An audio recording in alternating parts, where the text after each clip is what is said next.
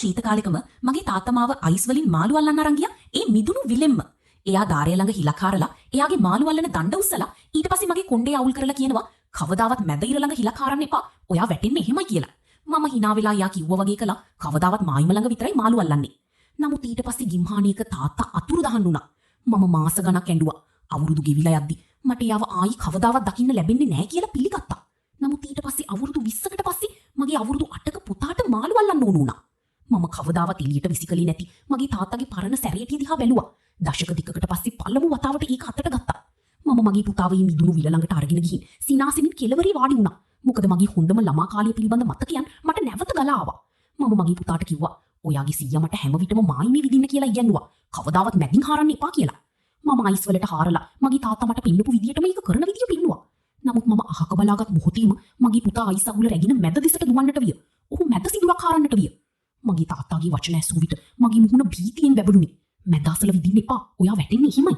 මට වෙන කෙනෙක් නැති කරගන්න බැරි නිසා මම මගේ පුතා ළඟට දුවන්න නැගිට්ටා. නමුත් ඔහු හදිසියෙම නතර වී මැද අසල අයිස් දෙසට ඇඟිල්ල දිගු කළා. තාත්තේ මට අයිස් යට යමක් පේනවා. මගේ බඩ ගිලුණා. මම එහාට ගිය විට අයිස් යට කාර් එකක් වගේ හැඩයක් මම දැක්කා.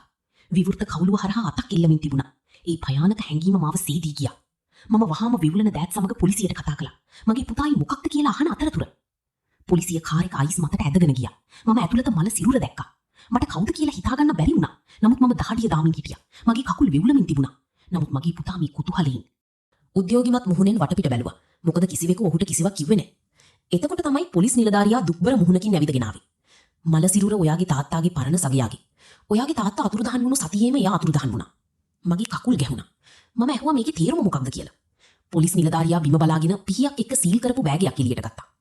අපිට කාර් එකේ මිනිමැරුම් අවියක් හම්බුණා. ඔයාගේ තාත්තාගේ ඇඟිලි සලකුණු ඒකේ තිබුණා. මට ගොඩක් කනගාටුයි. නමුත් ඔයාගේ තාත්තා මේ මිනිහව මැරුවා. ඒක තමයි එයා අතුරුදහන් වෙන්න හේතුව.